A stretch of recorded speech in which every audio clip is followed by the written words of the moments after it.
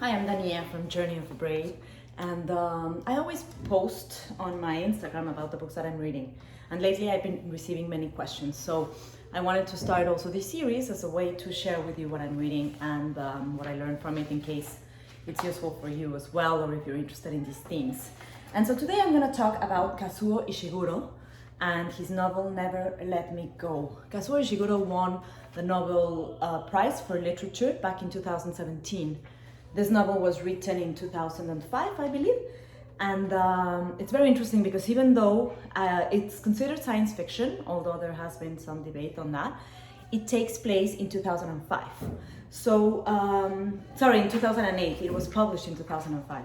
So the theme that it talks about is basically like this friendship of three kids. One is Tommy, the other one is Kat, the other one is Ruth.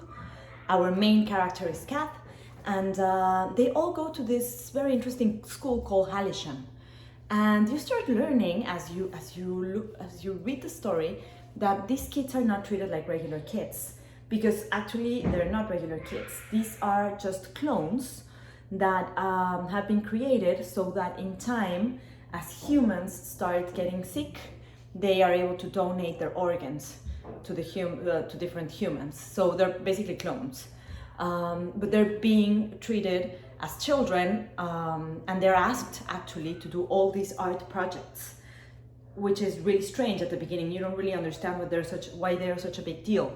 But in time, as their stories progress and as their life goes on and as they become adults and it's time for them to start donating their organs, you realize that the reason why they were asking them to do all this art was because one of the projects of Halisham was to try and figure out if they actually had a soul, because they thought that through their artwork they would reveal that, and if so, everything could change for the life of these clones. So the clones that went to Halisham were actually very privileged compared to others, and you will learn more about that. I don't want to tell you all the details so that you can still enjoy the story, but it becomes like this love story, but that is actually very different because obviously these are not real humans.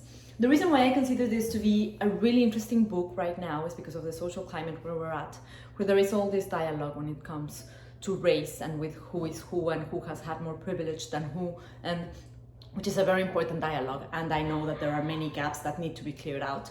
But at the same time, it sort of reminds me of this time where also just out of ethnicities, they believed that some had souls and others didn't, which is just like this. So, and then I also remember back in, what was it? It was probably 2008 when Time magazine started talking about Dolly, like the cloned sheep. And they started putting all these restrictions for human cloning not to happen. And yet, how do we know that it's not happening? And that is the part of the context of this book that really intrigues me. So on one side, yes, also remember there was a time where people thought that kids had no soul, that the soul like just appeared later as they became adults. So they didn't care for children the way we do right now. Anyway, I think it's really interesting to look into it in this context, and also to think about Kazuo Ishiguro, because he was born in Nagasaki in Japan, and he moved when he was 5 years old to London, and he grew up in London. And they often ask him what his style of writing is. And I love how he talks about the mixed races in a way that have contributed to his writing, because obviously he was born in Japan, he grew up with Japanese speaking parents, but in a totally different culture. And I really believe in that, which I don't know what the right term in English would be, but in Spanish it's mestizaje, you know, like that braiding of cultures and of ethnicities.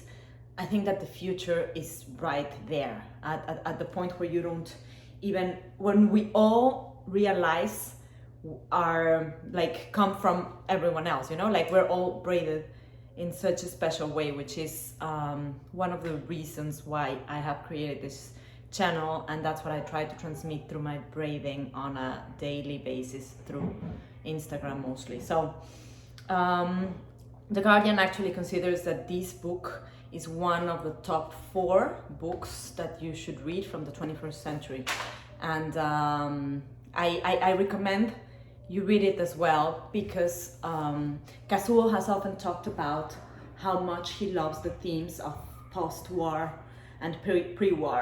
You know, like these moments where people understand that everything that they thought about life is shifting and it's just changing, and they are sort of challenged to look into the world in a different way. And obviously COVID has been exactly that for everyone. So there's a lot of value into that. So I hope you like it. Of course, I'm not going to tell you the end. I'm not going to tell you the ending. I'm just going to leave it open. And I hope that this sparks a bit of curiosity from you, especially if you're a sci-fi lover. I am. Yeah, so anyway, I'm Danielle from Journey of a Brave, and let me know if you have any book recommendations. I would love to hear that. And also if you are enjoying these videos, and what kind of genres would you like me to cover. Thank you very much.